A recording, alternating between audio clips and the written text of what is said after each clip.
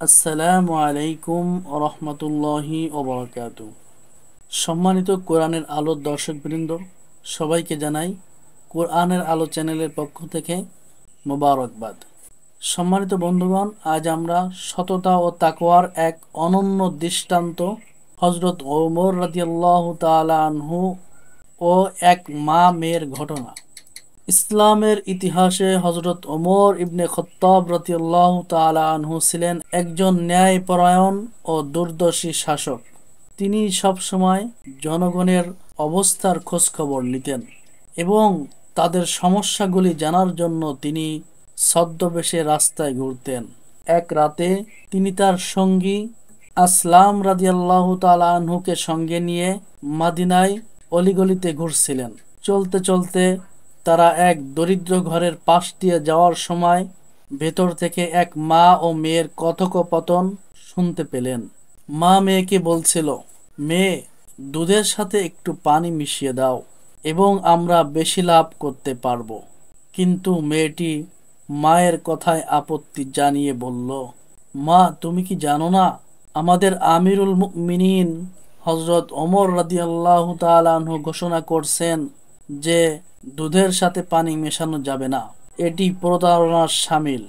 মা তখন বলল, ওমর কি আমাদেরকে দেখছেন? এখন তো গভীর রাত, তিনি কিভাবে জানতে পারবেন? মেয়েটি তখন অসাধারণ এক জবাব দিল, মা, ওমর যদি নাও দেখে, ওমরের প্রভু তো আমাদেরকে দেখছেন। হযরত ওমর রাদিয়াল্লাহু তাআলা আনহু এ কথা শুনে অভিভূত হয়ে পড়লেন। তিনি ভাবলেন, এই মেয়েটির মধ্যে সত্যিকার অর্থে তাকওয়া ও আল্লাহ ভীতি রয়েছে। এরপর তিনি তার সঙ্গীকে নির্দেশ দিলেন, এই বাড়িটা চিহ্নিত করে রাখো, আমি আগামীকাল এদের খোঁজ নেব।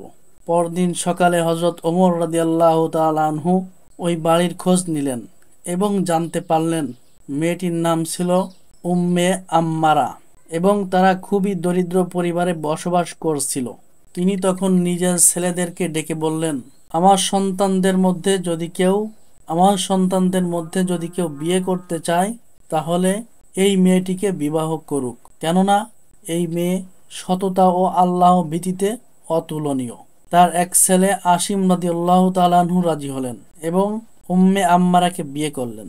এই দম্পতির ঘরেই পরবর্তীতে জন্ম নেন এক ন্যায়পরায়ণ খলিফা ওমর ইবনে আব্দুল আজিজ রহমতুল্লাহি আলাইহি। এই ঘটনা আমাদেরকে কি শিক্ষা দেয়? সততা ও তাকওয়া কখনো বৃথা যায় না। উম্মে আম্মারা যদি সেদিন মায়ের কথায় রাজি হয়ে দুধে পানি মিশিয়ে দিত, তবে হয়তো তিনি ইতিহাসের পাতায় স্থান পেতেন না। আল্লাহ সবকিছু দেখেন।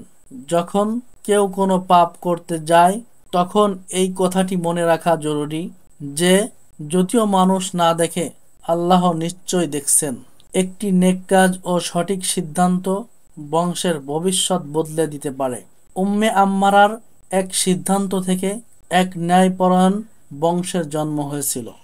শেষ কথা হচ্ছে এটি, এই ঘটনা প্রমাণ করে যে আল্লাহ ভীতি ও সততা একজন সাধারণ মেয়েকেও সম্মানের উচ্চ স্থানে পৌঁছে দিতে পারে। যারা জীবনে ন্যায় ও সত্যের পথ অবলম্বন করে তারা একদিন অবশ্যই মহান সফলতা অর্জন করে। আল্লাহ তাআলা আমাদেরকেও এমন তাকওয়া ও সততার গুণ দান করুন। আমিন।